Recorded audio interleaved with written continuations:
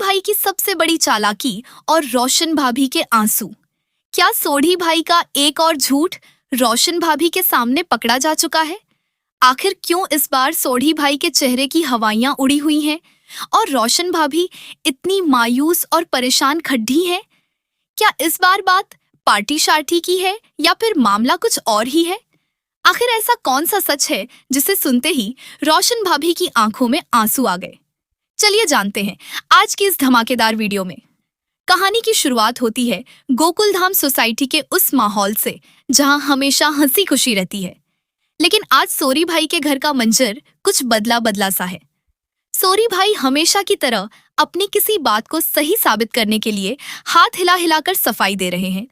लेकिन इस बार सामने रोशन भाभी का उतरा हुआ चेहरा और उनकी गहरी खामोशी ये साफ बयां कर रही है कि सोरी भाई की कोई बहुत बड़ी चालाकी पकड़ दी गई है।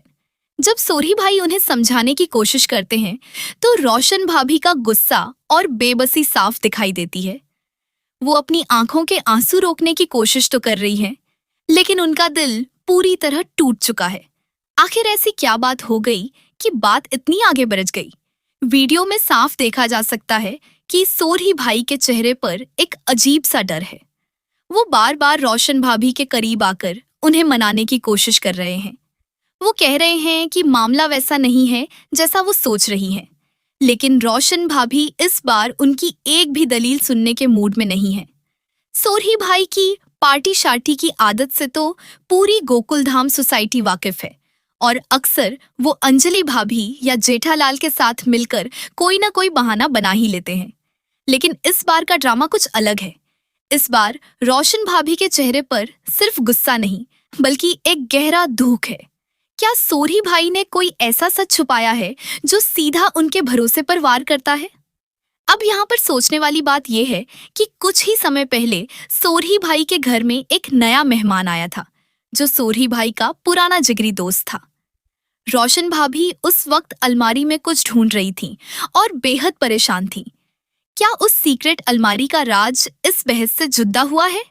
क्या सोरी भाई ने अपने उसी दोस्त के चक्कर में आकर कोई ऐसा वादा कर दिया या कोई ऐसा कदम उठा लिया जिससे रोशन भाभी को ये लगने लगा कि सोरी भाई अब उनसे बातें छुपाने लगे हैं? रोशन भाभी का रोना इस बात का सबूत है कि सोरी भाई ने अनजाने में ही सही लेकिन कोई बहुत बड़ी लाइन क्रॉस कर दी है। जैसे जैसे वीडियो आगे बढ़ती है दोनों के बीच की बहस और गंभीर होती जाती है। सोरी भाई लगातार कसम खाने को तैयार हैं।